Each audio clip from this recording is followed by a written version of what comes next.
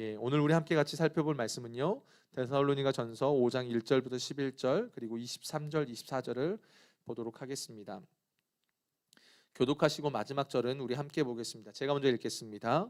형제들아, 때와 시기에 관하여는 너희에게 쓸 것이 없음은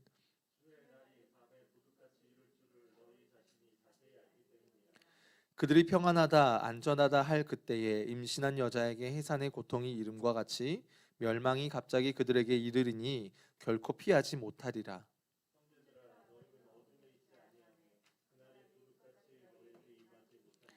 너희는 다 빛의 아들이요 낮의 아들이라. 우리가 밤이나 어둠에 속하지 아니하나니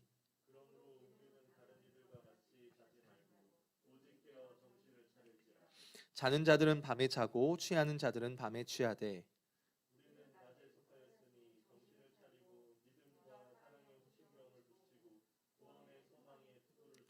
하나님이 우리를 세우심은 노하심에 이르게 하심이 아니요 오직 우리 주 예수 그리스도로 말미암아 구원을 받게 하심이라.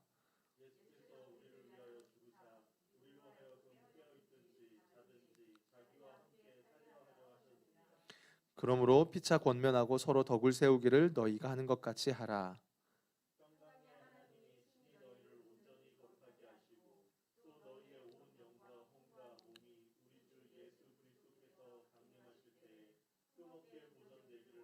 다 같이요. 너희를 부르시는 이는 미쁘시니 그가 또한 이루시리라. 아멘. 네, 흠없이 보존되기를 원하시는 하나님의란 제목으로 오늘 같이 여러분 말씀을 좀 나누길 원합니다. 우리가 지난 시간에 이제 바울 사도가 하나님을 기쁘시게 하는 삶이 무엇인가에 대해서 우리가 함께 이야기했던 부분들, 우리가 두 가지 측면에서 살펴보았습니다. 하나가 먼저는 거룩이었습니다. 거룩이라는 것이 단순하게 어떠한 성적인 순결을 넘어서서 그 거룩이라는 것은 하나님이 우리 성도들에게 허락해 주신 하나님의 뜻이고 그것은 우리를 향한 하나님의 부르심이다라고 이야기를 했습니다. 그러면서 구약에서부터 그 거룩이라는 개념이 어떠한 상황 가운데 등장하게 되었는지, 그리고 그 거룩이라는 것은 결과적으로는 주님과 동행이라는 것을 여러분들과 좀 나누었습니다. 그러면서 그 주님과의 동행을 가장 먼저는 그 부부 관계 안에서 그것이 이루어지길 원하는 하나님의 마음이 있었습니다. 또 하나 우리가 하나님을 기쁘시게 하는 삶이라는 것은 우리에게 맡겨진 삶의 자리에서 주님과 그 동행하는 가운데 맡겨진 그 모든 일들을 성실하게 감당하는 삶이다라는 것들을 우리가 지난 시간에 살펴보았습니다. 그렇게 바울 사도는요, 하나님을 기쁘시게 하는 삶에 대해서 이렇게 여러 가지 부분에서 다룹니다. 그리고 나서 이제 4장 13절부터 바울 사도는 굉장히 중요한 이야기를 합니다. 특별히 이 부분을 바울 사도가요 1장에서부터 조금씩 간간히 이야기를 했습니다. 그리고 이제 5장으로 4장 끝과 5장으로 넘어오면서 바울 사도는 이 데살로니가 전서를 마무리할 때에 이 이야기를 가지고 와서 데살로니가 전서를 마무리합니다. 그 내용이 뭐냐면 바로 재림에 대한 것입니다. 여러분 어떠십니까? 이 단어만 들어도 사실은 저희가 많은 이단들 때문에 이 단어가 어떻게 보면 저희 안에 참 부담스럽고 쓰기 어려운 단어로 많이 전락돼 버린 것 같아요. 그죠? 뭐 여러 가지 용어들이 있는 것 같습니다. 재림이라는 단어 어떻습니까? 좀 무겁기도 하지요. 솔직히 좀 무겁기도 합니다. 이 주님의 재림이라는 건요, 여러분 동전의 양면과 같아요. 동전에 보면 앞뒤면이 있듯이 이 예수 안에 있는 자들, 그 예수 안에 있는 자들에게는 주님의 다시 오심은요 정말 축제의 날입니다. 영광의 날입니다. 이미 예수님이 십자가에서 승리하신 그 승리의 사건이 이제는 확정지어지는 순간이 바로 주님의 재림의 순간입니다. 그러나 믿지 않는 자들에게는 그 날은 어떤 날입니까? 심판의 날입니다. 그래서 동전의 양면과 같아요. 근데 우리가 요한계시록에 대한 여러 오해들, 앞서 말씀드린 이단들의 여러 그런 것들 때문에 사실은 우리가 주님의 재림에 대한 부분에 있어서 많은 부분 두려움으로 다가옵니다. 특별히 요한계시록에 보게 되면 주님이 오시기 그 전까지 일곱 인, 일곱 대접, 일곱 나팔 여러 사건들을 통해서 마지막 날에 임하는 여러 고난에 대한 그 부정적인 이야기들 때문에 사실 우리가 주님의 재림에 대해서 쉽게 이야기하거나 우리가 그 부분을 우리의 신앙의 영역으로 가지고 와서 우리가 생각하는 부분에 있어서 많은 어려움을 갖는 게 맞습니다. 오늘 설교에서는 그 재림이라는 게 어떻게 되는가 그런 부분들에 대해서 다루지는 않을 겁니다. 다만 바울 사도가 데살로니가 전서를 기록하면서 특별히 환난 가운데서도 어떻게든 복음을 전하고 또 세상의 그 치열한 문화 속에서 어떻게든 말씀대로 살아가려고 몸부림치고 있는 그 데살로니가 성도들에게 이 재림이라는 것이 어떤 의미로 다가와야 되는지에 대한 측면으로 그들에게 바울이 어떤 마음으로 이 이야기를 꺼냈는지에 대한 이야기로 측면으로 우리가 좀 살펴보려고 합니다. 왜냐하면요, 그 부분으로 보려고 하는 이유가 뭐냐면 당시에 데살로니가 교인들의 모습과 그때 그들의 삶과 오늘을 살아가는 우리들의 삶 안에 두 가지의 공통점이 있기 때문에 그래요. 첫 번째 공통점은 뭐냐면 그때나 지금이나 어느 정도의 차이는 있지만요, 여러분, 이 말에 여러분들이 동의하실 거라고 생각이 들어요. 진짜 주님 안에서 신실하게 살아가려고 하는 성도들에게 있어서 이 믿음의 삶이라는 게 결코 만만치가 않다라는 겁니다. 여러분은 어떠십니까? 어떻게 대충 그냥 뭐 선데이 크리스찬으로 살아가는 자들에게는 코로나가 있든 없든 오히려 코로나라는 것이 더더욱 그들에게 더 편하고 자기들의 어떤 보호막이 될 수도 있겠죠. 그러나 어떻게든 믿음으로 살아가려고 하는 자들에게는 어떻습니까? 이 코로나라는 환경부터 시작해서 삶의 모든 요소 속에 내가 하나님을 붙드는 믿음으로 살아가려고 하는 삶이라는 게 결코 쉽지 않습니다. 그게 오늘날이 되었든 데살로니가 성도들이 그 시대에 사는 성도들에 있었든 동일하게 그 부분들이 공통적으로 작용된다라는 겁니다. 또 하나 공통점이 있습니다. 그때나 지금이나. 그것은 뭐냐면 우리의 믿음의 여정이 어디를 향하고 있느냐라는 부분입니다. 다 주님의 재림의 때를 향하고 있습니다. 데살로니가 교회 성도들이 예수 그리스도를 믿고 난 이후부터 그들의 소망은 예수 그리스도의 다시 오심을 향해서 그들의 신앙의 여정은 흘러갑니다. 우리도 마찬가지입니다. 그죠? 우리의 끝은 결국은 우린 주님 다시 오실 그날을 소망하며 우리는 달려가잖아요. 그런 측면에서 볼 때 공통점입니다. 하나의 차이점이 있다면 그들보다 우리가 어때요? 좀 더 주님의 날에 가깝죠. 그죠? 이거는 물리적으로 더 가까울 수밖에 없는 것입니다. 언제 오는지는 모르지만 어쨌든 간에 우리는 그 날을 향하고 바라보면서 신앙생활을 한다라는 것입니다. 그렇기 때문에 그때를 어떠한 마음으로 어떠한 자세로 무엇을 기억하며 살아가야 하는지는 참 중요한 부분입니다. 그러니까 여러분 교회 안에서 그렇잖아요. 그냥 이렇게 사십시오. 예전부터 주입식 교육이 또 교회 안에 얼마나 많았습니까? 우리가 믿는 기독교 신앙은 그렇게 가지 않습니다. 그냥 이렇게 하니까 이렇게 해야 돼. 이렇게 살아야 돼. 그런 식으로 가지 않습니다. 기독교 신앙에서는 늘상 점검하는 것이 있습니다. 우리가 누구인지, 우리는 어디를 목표로 하는 존재인지에 대해서 우리가 먼저 이해가 되고 그것에 대한 깨달음이 있어야만 그것이 삶으로 이어질 수 있는 것입니다. 그렇지 않고 그냥 예수 믿으니까 뭐 이거에 야 그냥 교회에서 시키니까 이거 해, 이런 차원으로 가지 않습니다. 항상 우리는 내용을 점검해야 합니다. 그리고 우리가 믿는 그 근거가 무엇인지를 점검해야 합니다. 바울 사도는 4장 13절부터 5장으로 넘어오면서 주의 날에 대해서 굉장히 많은 시간을 할애합니다. 그 말은 데살로니가 성도들에게 이 부분은 굉장히 중요한 이슈가 되었다는 겁니다. 대부분의 성도들이요, 초신자들이었습니다. 여기서 뭐 초신자들이 얼마 계신지 모르겠어요.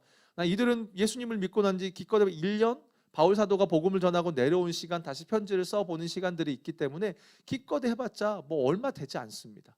이 시점으로 보았을 때 초신자들입니다. 그런데 이들의 신앙이 굉장히 뜨거웠던 것 같아요. 여러분 데살로니가 전서를 보면 그런 느낌이 드시죠? 굉장히 뜨거웠습니다. 그리고 바울도 동시에 그들에게요, 십자가와 부활의 복음을 전할 뿐만 아니라 주님의 재림에 대한 그 말씀을 굉장히 열심히 가르쳤습니다. 그래서인지 이 데살로니가 성도들은요, 주님의 날, 성경 오늘 주의 날이라고도 말하잖아요. 그 재림의 날에 대해서 굉장히 많은 관심을 갖고 있었습니다. 근데 한편으로는 그러다 보니까 우리가 어떨까요? 뭐가 생길 수 있을까요? 오해가 생길 수가 있겠죠. 어떤 부분에서 오해가 있냐면 주님 오신대. 바울 사도가 주님 오신다고 그랬어. 십자가에서 죽으시고 부활하시고 하나님 보좌 우편에 올라가신 그 주님이 다리 내려오셔서 재림하신대 라는 그 이야기를 그들이 듣다 보니까 이것을 어떻게 이해를 하냐면 임박한 종말론처럼 그럼 언제 오신대? 뭐 이런 식으로 이해를 하게 되었습니다. 그러면서 이 사람들이 무엇을 놓쳐버리게 되냐면 자신의 삶을 자신의 일상을 소홀히 여기는 거예요. 우리 그런 분들이 있죠. 막 그냥 신앙에 대한 막연한 환상과 그런 것 때문에 마땅히 내가 감당해야 될 삶의 영역들, 이것이 나중에 이제 데살로니가 후서에 가면 극화돼서 나타나요. 그래서 바울 사도가 데살로니가 후서 가서는 뭐라고 말하냐면 너희 일하지 않으면 먹지도 말라고 이야기할 정도로 그들 안에는 이 재림의 문제가 굉장히 심각한 이슈가 되었다는 것입니다. 그래서 바울 사도는 데살로니가 전서를 기록하면서 이 부분들을 1차적으로 잡고자 이야기를 하는 거예요. 자, 그런 가운데 바울 사도는 4장 13절부터 18절에 보면 주님의 재림과 성도의 부활에 대한 이야기를 합니다. 바울은 예수님이 재림하시기 전에 먼저 죽은 자들에 대해서 혼란스러운 생각을 갖고 있었던 데살로니가 성도들에게 이 부분에 대해서 명확하게 정리를 해줍니다. 아마도 그 당시에 데살로니가 성도들이요, 이 부분에 대해서 잘못 이해하고 있었던 것 같아요. 그래서 죽으면 끝이다라는 그런 생각 속에 세상 사람들처럼 막연한 슬픔 속에 빠져 있었던 많은 성도들이 있었던 모양입니다. 그래서 바울 사도는 그렇게 말해요. 너희들 불신자들처럼 거기에 슬퍼하지 마. 예수의 부활을 믿는 자는 예수 안에서 죽은 자들도 다시 부활하게 될 거야. 그 주님과 영원할 거야 라는 아주 중요한 이야기를 해줍니다. 그러면서 그 부분을 일단락합니다. 그리고 오늘 본문 5장으로 넘어와서는 무슨 이야기를 하냐면 현재를 살아가는 성도들이 주님의 재림에 대해서 어떠한 자세로 살아가야 되는가에 대해서 이야기를 해줘요. 먼저 오늘 본문 1절 2절에 이렇게 이야기합니다. 여러분 성경을 갖고 계신 분들은 같이 읽으셨으면 좋겠습니다. 형제들아, 때와 시기에 관하여는 너희에게 쓸 것이 없음은 주의 날이 밤에 도둑같이 이를 줄을 너희 자신이 자세히 알기 때문이라 라고 말합니다. 오늘 본문에서 바울 사도는 주님의 재림의 때에 대해서는 더 이상 쓸 것이 없다라고 말을 합니다. 왜요? 바울 사도가 3주간 복음을 전했던 그 시간 속에 예수님의 십자가와 부활만 이야기한 게 아니라 다시 오실 주님에 대한 이야기도 했기 때문에 그래요. 어땠을까요? 그 3주간의 시간이 얼마나 바빴을까요? 한번 제가 생각을 해봤습니다. 굉장히 바빴을 것 같아요. 그렇지 않습니까? 복음을 전합니다. 근데 복음을 전할 때 여러분 십자가 복음이 얼마나 위대한 복음입니까? 그리고 주님의 부활이 얼마나 큽니까? 레위기만 보더라도요, 예수님의 십자가와 부활에 대한 이야기를 얼마나 많이 이야기하는지 몰라요. 그것만 이야기하는데도 정신이 없을 텐데 바울 사도는 그 예수님이 다시 오셔서 이 땅을 통치할 것에 대해서도 이야기를 해줍니다. 가르쳐줍니다. 또 뭘 했습니까? 밤낮으로 뭘 했다고 말하죠? 예, 밤낮으로 일을 했습니다. 그러니까 얼마나 많은 것들을 그 시간 속에 알차게 보냈는지 모르겠습니다. 그러면서 분명히 가르칩니다. 2절에도 보면 주의 날이 밤에 도둑같이 이를 줄을 너희 자신이 자세히 알기 때문이다. 이미 그때 자세히 이야기했다는 겁니다. 그러면서 그 날이 언제 어떻게 오는지에 대해서 이야기를 합니다. 물론 그 날은 바울도 모릅니다. 그렇죠? 다만 그 날이 어떠한 특성 가운데 오게 되는지에 대해서 이야기를 해줘요. 3절에 보면 그래요. 그들이 평안하다 안전하다 할 그때에 임신한 여자에게 해산의 고통이 이름과 같이 멸망이 갑자기 그들에게 이르리니 결코 피하지 못하리라 라고 말해요. 마태복음 24장에 가면 예수님께서 마지막 때에 일어날 일들에 대해서 미리 말씀해 주십니다. 그런데 그때 예수님께서는 그날이 언제인지에 대해서는 말씀해 주시지 않으십니다.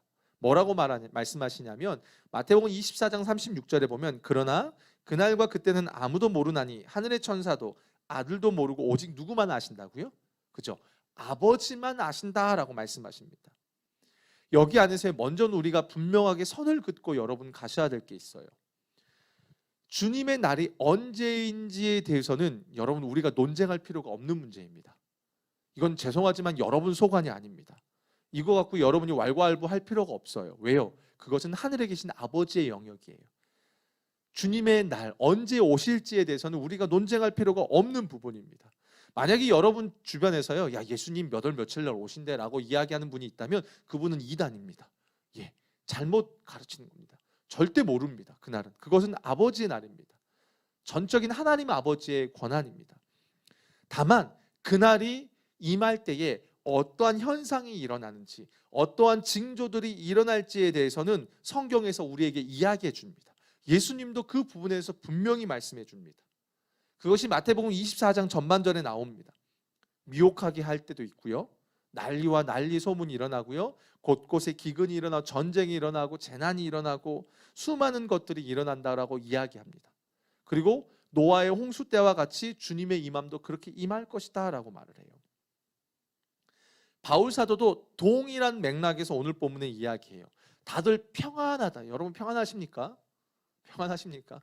평안하다고 할 때에 이제 우리는 안전해 라고 말할 때에 마치 임신한 여인이 어떻게 합니까?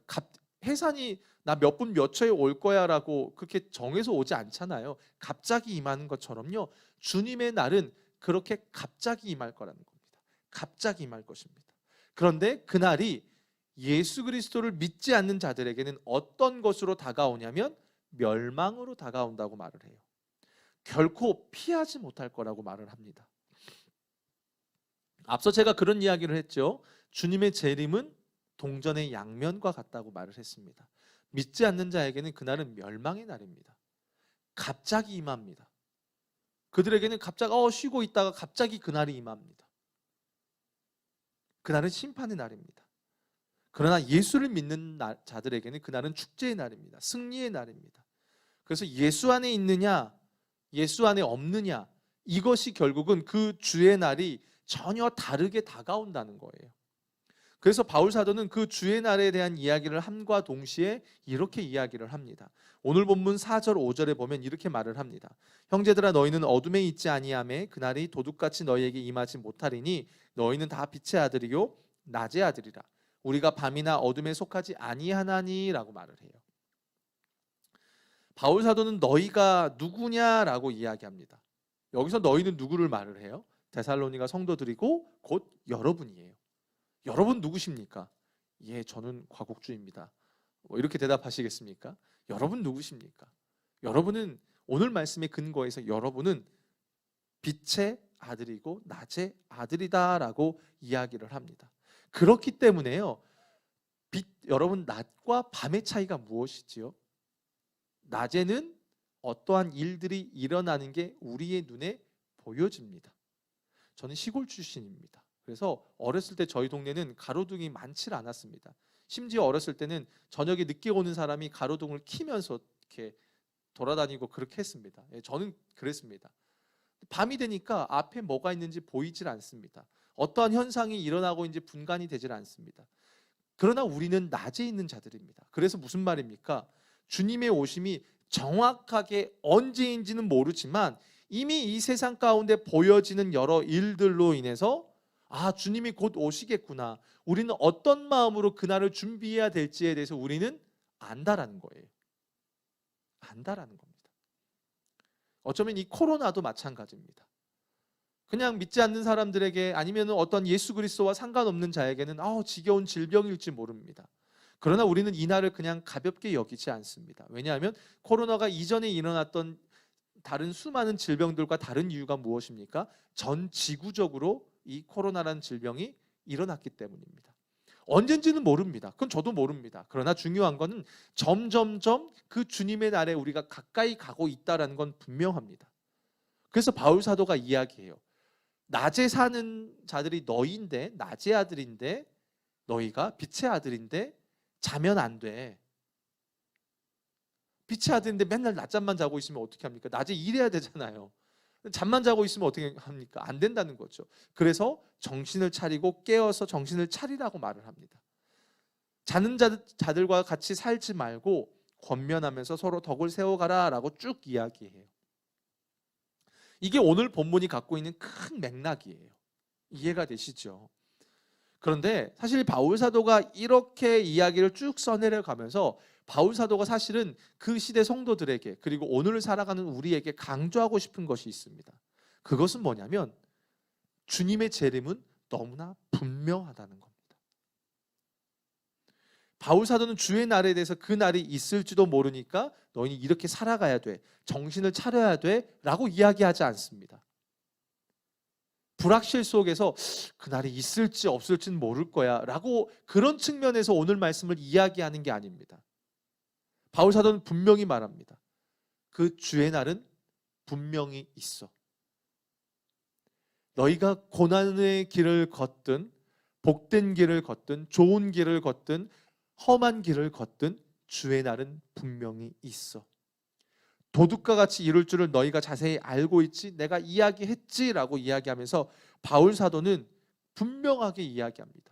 불확실 속에서 이야기하는 게 아니라 주님의 재림은 분명하다라는 것입니다. 그리고 그 이야기는 오늘 우리에게도 동일하게 적용이 됩니다. 예수님의 다시 오심은 분명한 사건입니다. 여러분 믿으십니까? 여기에 아멘이 나오셔야 합니다. 우리 또한 바울 시대와 동일하게 주님의 재림을 소망하며 갈망하며 또 그걸 고대하며 살아가야 하는 존재입니다. 여러분이 믿어야만, 우리가 믿어야만 주님의 재림이 사실이고 우리가 믿지 않으면 사실이 아닌 그런 게 아닙니다. 죄송하지만 여러분이 믿고 안 믿고와 상관없이 주님의 날, 주님의 재림은 분명한 진리입니다.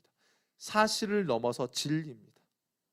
아니 엄밀히 말하면 십자가와 부활의 복음을 믿는 자는 당연히 필연적으로 그것을 붙들고 소망하고 바라보아야 한다는 것입니다. 그래서 오늘 말씀은 굉장히 중요한 이야기입니다.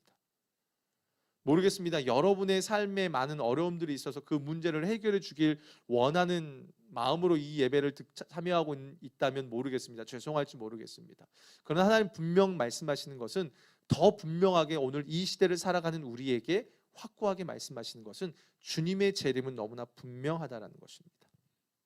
이것이 우리가 기억하고 붙들어야 될 첫 번째 내용입니다. 여러분 어떠십니까? 솔직히 우리가 예수님을 믿고 신앙생활 하지만 예수님의 재림에 대한 거기까지 우리가 바라보지 않고 그냥 눈앞의 문제에만 허우덕대면서 살아가지요. 그럴 때가 얼마나 많은지 모릅니다. 삶이 힘들고 어려우면 어려울수록 어떻게 보면은 그 영원한 날, 그 온전한 날을 우리는 소망해야 되는데 사실은 힘들면 힘들수록 그 날을 소망하기보다는 우리의 힘듦과 우리의 어려움을 우리는 더 많이 묵상합니다.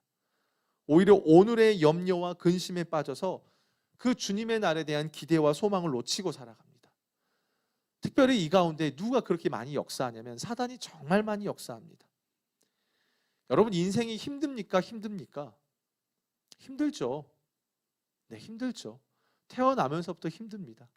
인생은 힘든 것이 너무나 당연합니다. 이거 하나 넘으면 또 하나 넘어야 될 산이 있지요. 그냥 첩첩산중이라는 말이 정말 맞는 말인 것 같습니다. 믿음의 여정도 그렇습니다. 아, 이거 하나 겨우 주님 앞에 딱 뛰어넘었어요. 근데 또 하나의 산이 있는 겁니다. 이게 신앙입니다. 이게 믿음의 여정입니다. 그런데 사단은 우리를 어떻게 유혹하고 어떻게 우리를 공격하고 무너뜨리려 하냐면 마치 이 산이 전부인 것처럼 우리를 혼란스럽게 만들어버립니다. 그리고 그 산을 넘지 못하게 만들어버립니다. 그리고 때로는 넘지 못했을 때 그 절망에 빠지고 혼란에 빠져서 우리가 영원히 바라봐야 될 그 과정, 넘어야 될 그 과정을 넘지 못하고 한 곳에 주저앉게 만들어버립니다. 이게 사단이 우리에게 주는 얼마나 그 영적인 공격인지 모릅니다. 마치 늪에 빠져서 허우적대게 만든다는 거예요. 근데 오늘 본문에서 주님께서는 우리에게 그렇게 말씀하시는 거예요. 우리가 다시 붙들고 다시 바라봐야 될 분명한 표대가 있다라고 우리에게 말씀하세요. 비록 여러분 삶이 무겁죠. 무겁죠. 그렇지 않습니까? 무겁죠.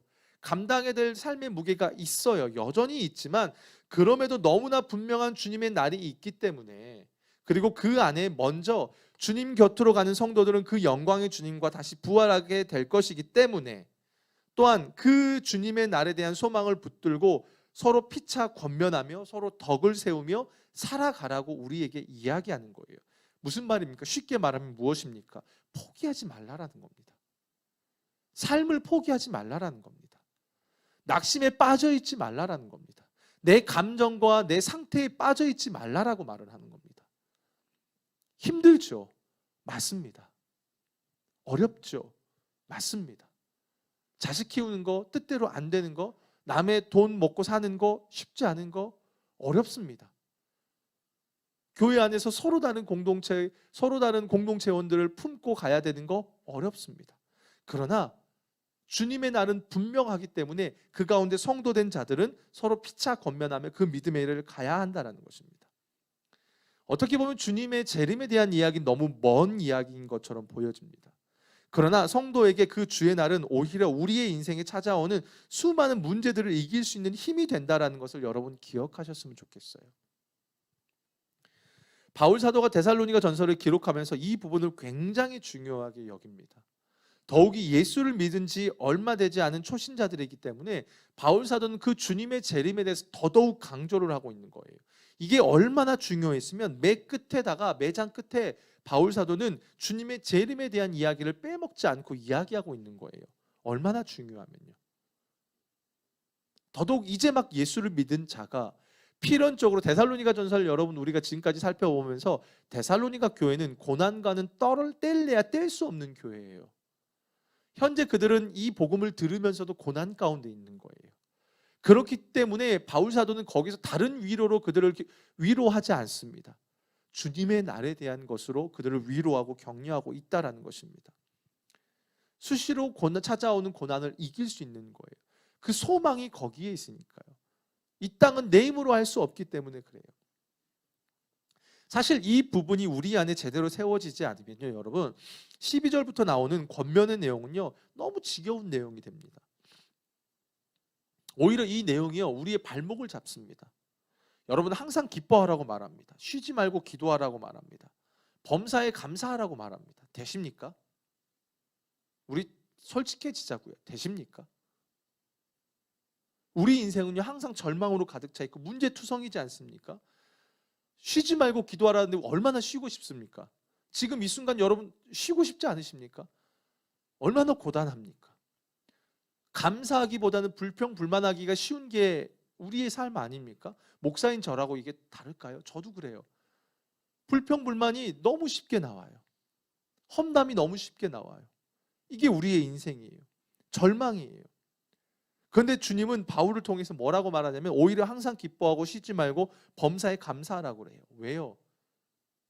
그게 전부가 아니니까요.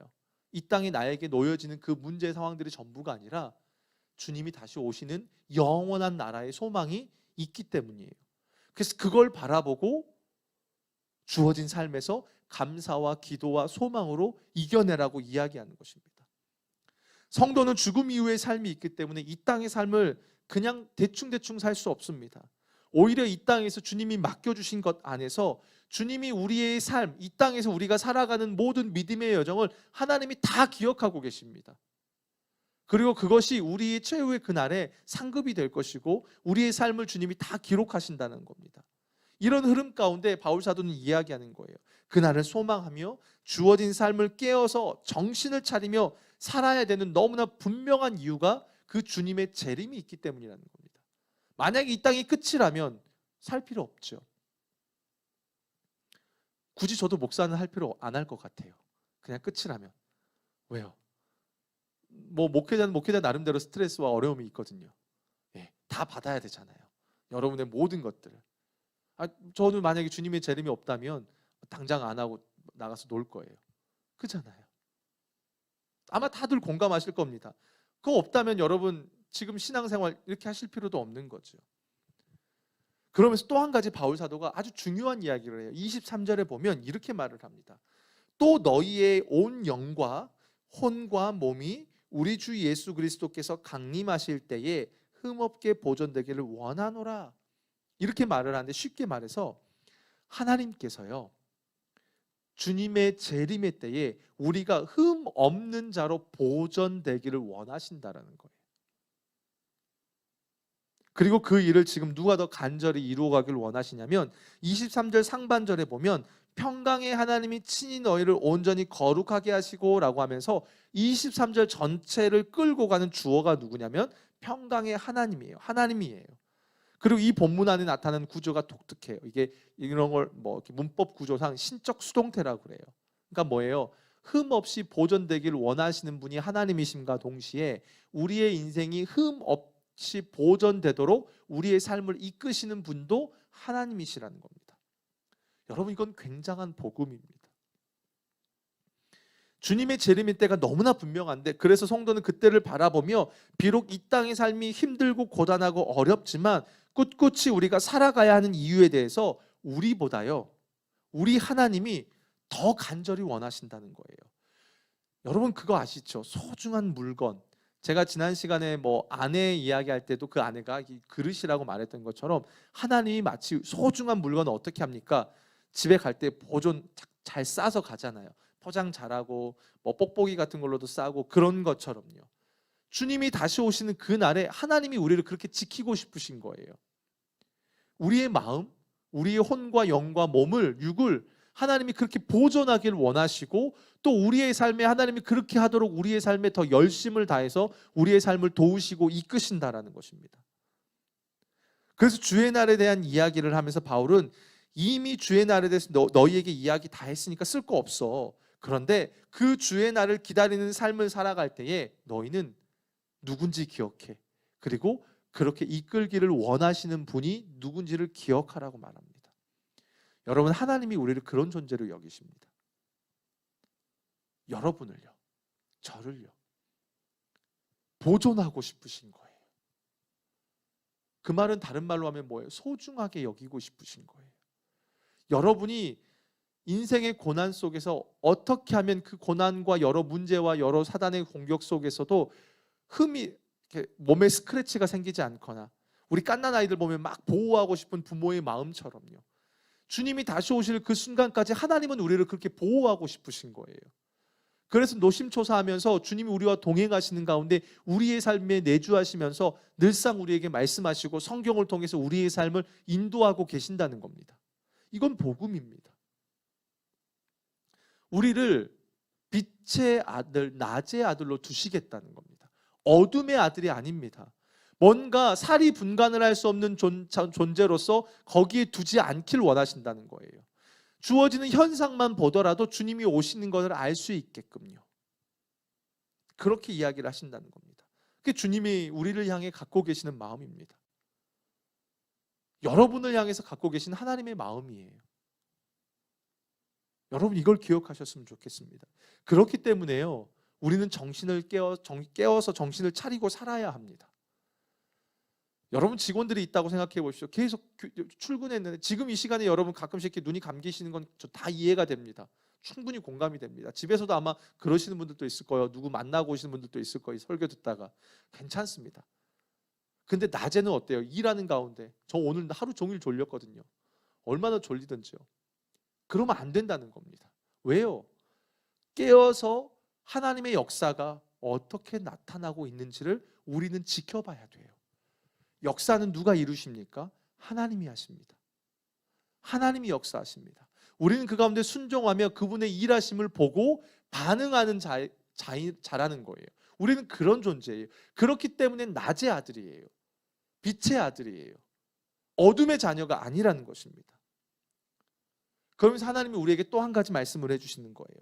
12절 14절에 보면 이렇게 이야기합니다. 형제들아, 우리가 너희에게 구하노니 너희 가운데서 수고하고 주 안에서 너희를 다스리며 권하는 자들을 너희가 알고 그들의 역사로 말미암아 사랑 안에서 가장 귀히 여기며 너희끼리 화목하라. 또 형제들아, 너희를 권하노니 게으른 자들을 권계하며 마음이 약한 자들을 격려하고 힘이 없는 자들을 붙들어주며 모든 사람에게 오래 참아라.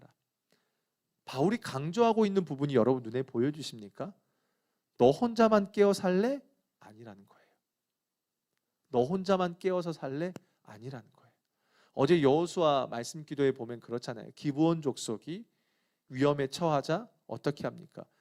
여호수아와 군대와 온 이스라엘이 더불어 무려 그 10장에 그게 6번이나 반복돼서 나타나는 거예요. 비록 기브온 족속이 이방 민족으로 또 여호수아를 속여서 어쨌든 이스라엘 공동체 안에 들어왔어요. 그러나 기생 라합처럼 그들 안에는 하나님에 대한 두려움과 나름의 신앙의 고백이 있었어요. 여차저차해서 믿음의 공동체 안에 들어왔습니다. 그런데 그 기브온 족속이 다른 가나안 왕 족속들에 의해서 공격을 받을 때에 하나님은 여호수아로 하여금 어떻게 합니까? 함께 그걸 감당하라고 이야기하는 거예요. 마찬가지입니다. 주님의 때는 분명 다시 오십니다. 우리는 그 날을 소망하며 꿈꿔야 되는데 그게 나 혼자만으로 가는 것이냐? 그렇지 않다라는 겁니다. 그것이 동행하며 살아가는 그 삶에 내 주변에 누군가가 있다면 서로 화목하고 그들을 세워주며 권계하며, 게으름 가운데 있는 자들이 있다면 권계하며 권면하며 격려하며 함께 그 길을 걸어가라고 이야기를 하고 있는 것입니다. 여러분은 어떠한 삶을 살고 계십니까? 사단이 주는 유혹에 넘어가서 미래가 아닌 현재의 문제에 사로잡혀서 절망과 좌절에 빠져서 살아가고 계시지 않습니까? 저도 그렇죠. 저도 혼란스럽죠. 저도 저라고 혼란스럽지 않을까요? 저라고 또 두려움이 없을까요? 저도 그렇습니다. 마찬가지입니다.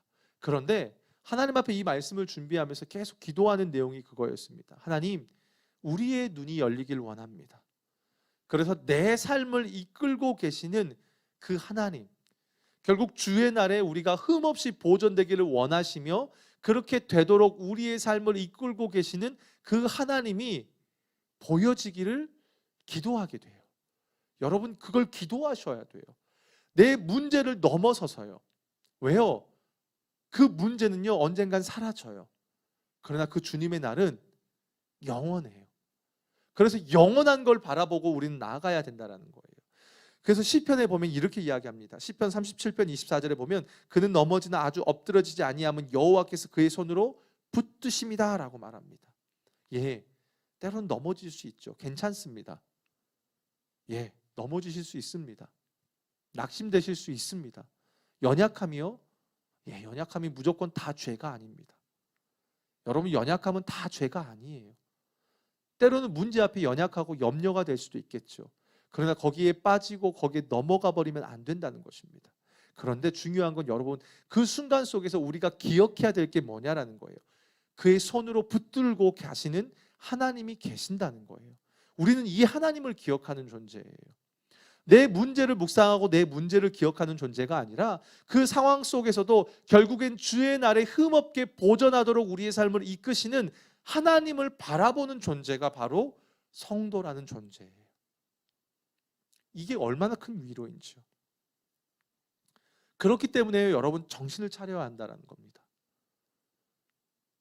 낙심되는 순간 속에서도요, 때론 넘어져도요, 금세 일어나셔야 해요. 아니요, 옆에 누군가가 넘어져 있다면요, 여러분, 주님의 날을 소망하라고 하면서 그 손을 잡고 일어나자고 이야기를 하셔야 돼요. 우리 다시 달려가자. 달려가자. 힘을 내보자. 여러분, 주님 앞에 나오는 과정 속에 5만 가지 일들이, 생각들이 있지 않습니까? 5만 가지라는 그 말을 얼마나 잘 만들었는지 몰라요. 그렇지 않습니까? 제가 멕시코에 있을 때 한때 좀 어려운 순간이 있었습니다. 여러 일들이 있어서 정말 진짜 제가 살면서 그렇게 정말 힘들었던 순간이 있었습니다. 어떤 일 때문에 저를 힘들게 했던 사람이 있었습니다. 그래서 어느 날 길을 걸어가고 있는데요, 진짜 저 그때 5만 가지라는 생각이 다 들더라고요. 제가 그 사람을 막 어떻게 하고 있는 거예요. 생각으로. 얼마나 많이요. 사단이 그렇게 만듭니다. 그러면서 그 주님을 바라보지 못하고 정신 차리지 못하게 만들어버립니다. 문제에 사로잡히게 만들어버립니다. 그럴수록 정신 차리고 나아가야 합니다. 내 힘으로는 혼자서는 할 수 없습니다. 그래서 서로가 서로를 도와야 합니다. 그래서 세겹줄 기도를 해야 됩니다. 서로가 서로에게 격려해야 되는 이유가 있습니다. 속회가 그래서 존재하는 겁니다. 그 주님의 날까지 끝까지 달려갈 수 있도록요.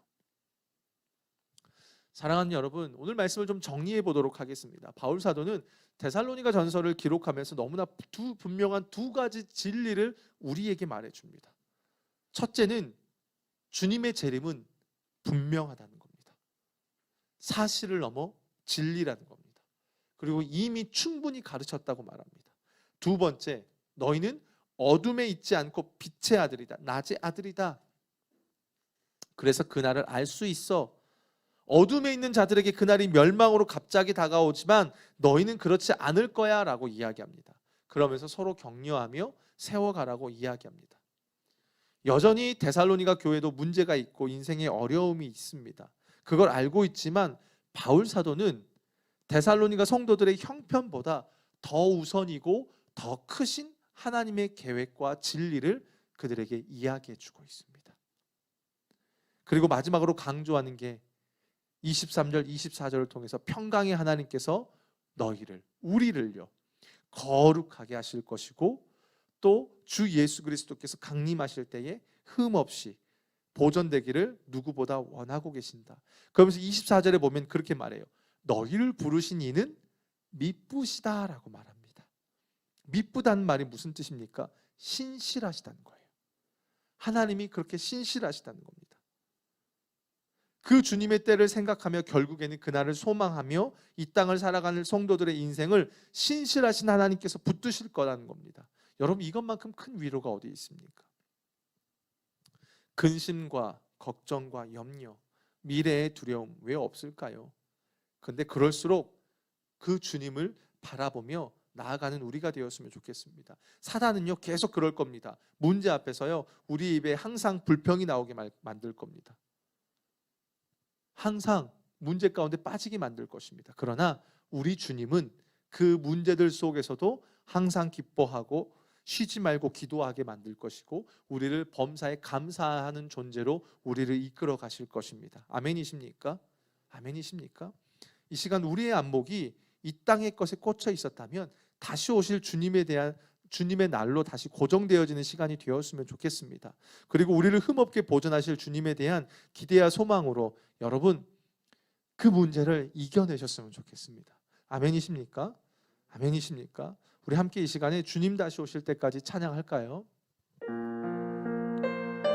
우리 함께 찬양하고 오늘 말씀을 붙들고 같이 기도했으면 좋겠습니다.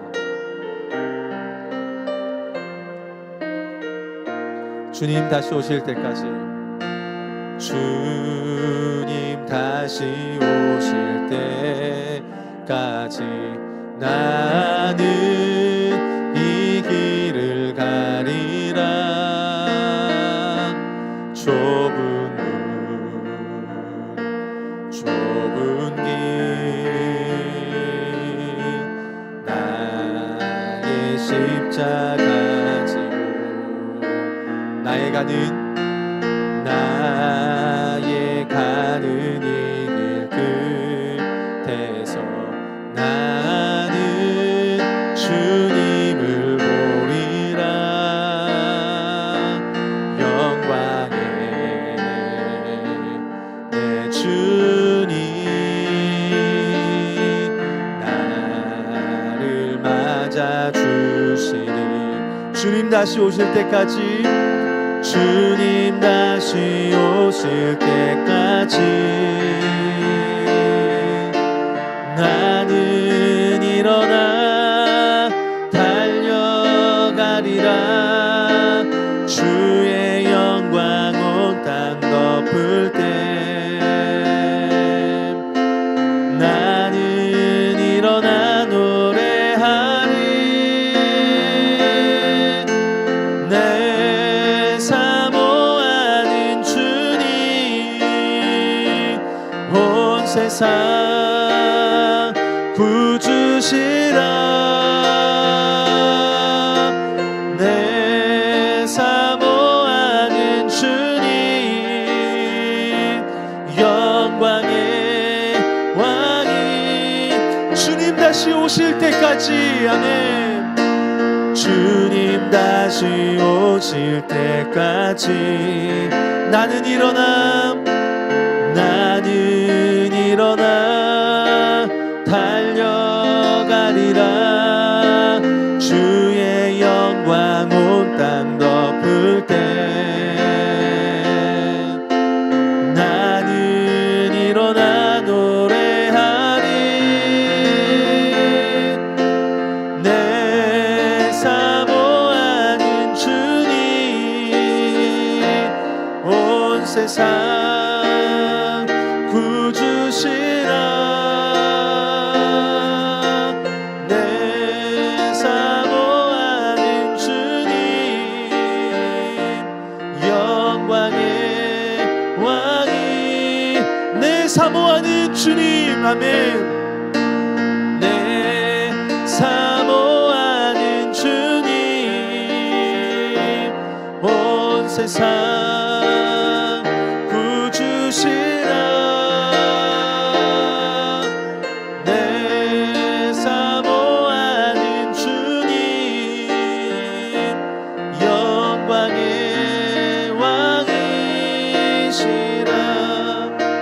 예, 여러분, 우리가 오늘 2절 말씀을 좀 붙들고 같이 기도했으면 좋겠습니다. 형제들아, 때와 시기에 관하여 너희에게 쓸 것이 없음은 주의 날이 밤에 도둑같이 이를 줄을 너희 자신이 자세히 알기 때문이다 라고 말합니다. 바울 사도는 데살로니가 성도들에게 십자가와 부활의 복음만 전한 것이 아니라 주의 날에 대해서도 말씀했습니다. 근데 사단은 어떻게 합니까? 자꾸만 이 땅의 염려와 고난과 여러 문제들을 통해서 그 영광의 주님을 바라보지 못하게 합니다. 자꾸만 땅의 것에 매여서 영원한 하나님 나라의 완성, 소망을 바라보지 못하게 합니다. 우리가 이 시간 기도할 때에요, 아마 우리 중에 예수님을 믿으면서도 주님의 다시 오실 날에 대해서 모르시는 분들은 없을 겁니다. 그런데 아마 여러 문제들로 인해서 그 주님의 날에 대한 소망을 놓고 계신 분들은 적지 않게 있을 거라고 생각이 듭니다. 이 시간 기도할 때에요, 그 소망의 주님을 바라볼 수 있는 영적인 눈이 열리게 달라고 기도했으면 좋겠습니다. 이 땅의 것에 우리의 시선을 빼앗게 하는 사단을 대적하면서요, 영원한 하나님 나라를 소망하는 자들로서 살아갈 수 있도록 우리의 영적인 안목이 열리며 고난을 능히 이겨내는 자들이 되게 달라고 우리 시간 주여 한번 외치고 우리 같이 기도하겠습니다. 주여